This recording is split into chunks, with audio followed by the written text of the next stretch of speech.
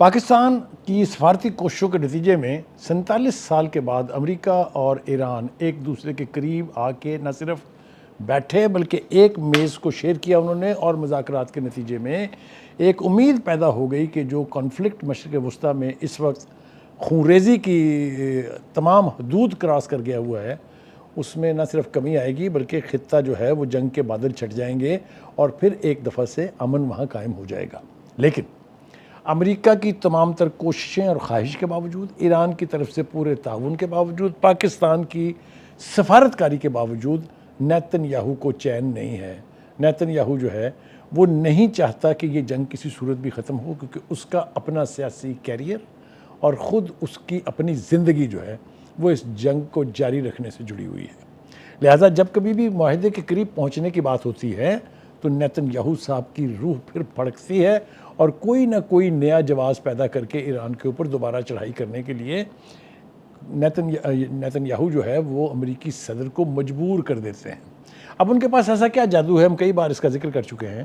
لیکن ایک بار پھر اس کا ذکر اس لیے ضروری ہے کہ اب جب کہ نیتن یاہو کو مایوسی ہونی شروع ہو گئی تھی، چونکہ پریزیڈنٹ ٹرمپ یہ کہہ رہے تھے کہ ڈیل آج کل پرسوں پیر منگل بدھ کو سائن ہونے والی ہے، تو نیتن یاہو نے کہا یہ تو بڑی زیادتی ہے، یہ تو ان کی ساری سکیم ہی فلاپ ہو جائے گی۔ لہٰذا انہوں نے ایپسٹین فائل میں سے ایک چھوٹی سی ویڈیو ریلیز کر دی ہے۔ وہ ویڈیو کیا ہے، سوشل میڈیا کے اوپر وائرل ہوئی ہے۔ اس میں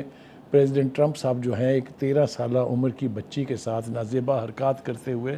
دکھائی دیتے ہیں۔ کوئی اے آئی کی یہ فوٹیج نہیں ہے، کوئی مینیپولیٹڈ فوٹیج نہیں ہے، یہ جینون فوٹیج ہے۔ لہٰذا یکدم آج ڈیل کل ڈیل پرسوں ڈیل کی بات کرتے کرتے انہوں نے ایک ہیلی کاپٹر کے حادثے کو جواز بنا کے ایران کے اوپر پھر چڑھائی کر دی ہے۔ یہ تو لیٹسٹ جواز ہے جس کے نتیجے میں پھر ایران کو بھی ریئیکٹ کرنا پڑا۔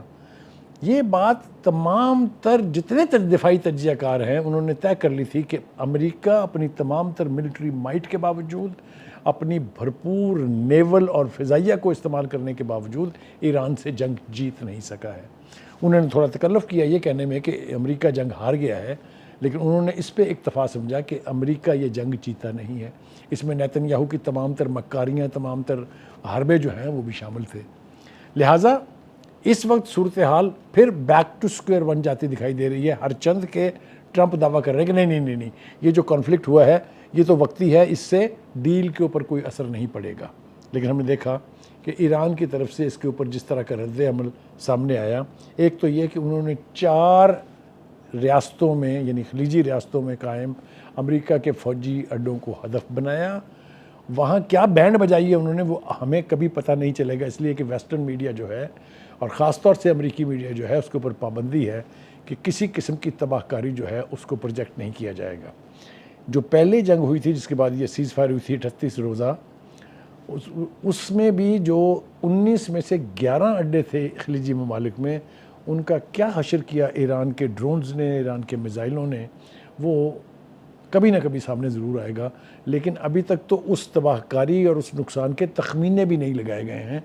یہ جو کچھ گولہ بارود استعمال کیا ہے، جو کچھ آئل وغیرہ خرچ ہوا ہے، اس کا ہی بجٹ جو ہے وہ 29 ارب روپے تو خود پیٹ ہیگزس نے مانے ہیں کہ اس جنگ پر اب تک خرچ آ چکے ہیں۔ لہٰذا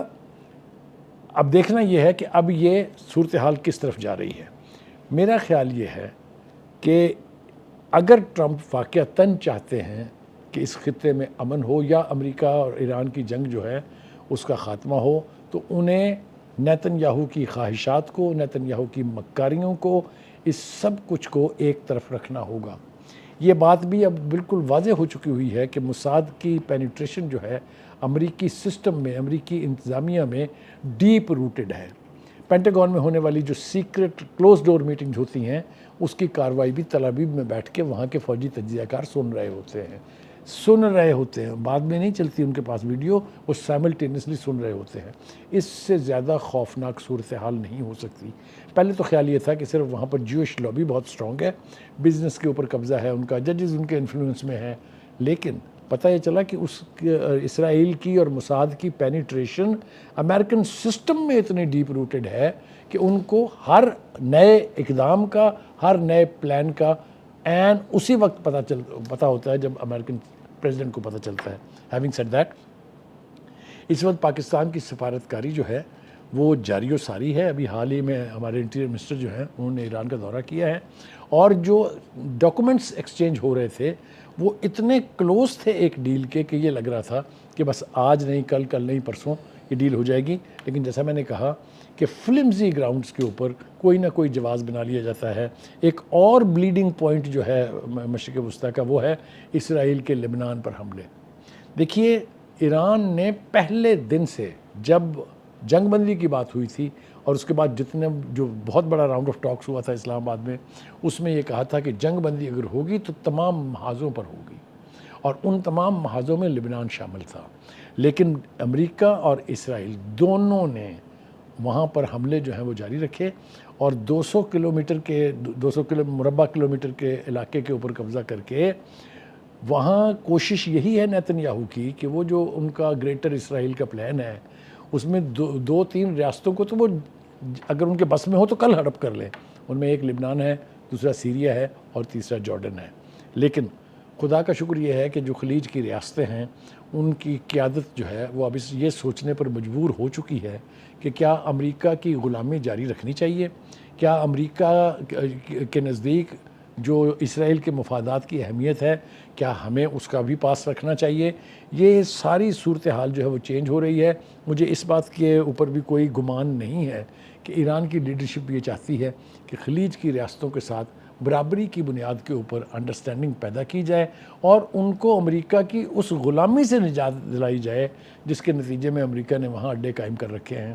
میں بالکل وثوق سے کہہ سکتا ہوں کہ سعودی عربیہ ایک واحد ملک ہے جس نے اس غلامی سے انکار کر دیا ہے. آنے والے دنوں میں صورتحال اور واضح ہو جائے گی، لیکن آپ نے دیکھا یہ جو ریسنٹ کانفلکٹ ہے جس میں بہت سے اڈوں سے اٹیک کیے گئے اس میں سعودی عربیہ شامل نہیں ہے. لہذا سعودی عربیہ نے تو دو ٹوک لفظوں میں کہہ دیا کہ ہم اب اس جنگ کا حصہ نہیں بن سکتے ہیں. میرے خیال سے یہ سوچ جو ہے جو پیدا ہو گئی ہے یہ پنپے گی، اور دیگر ریاستیں جو ہیں وہ بھی اپنے اپنے مفادات کو مد نظر رکھتے ہوئے امریکہ کی غلامی سے جان چھڑا لیں گے. ہیونگ سیڈ دیٹ، توقع یہی رکھی جانی چاہیے کہ عنقریب اس جنگ کا مستقل بنیادوں پر خاتمہ ہوگا اور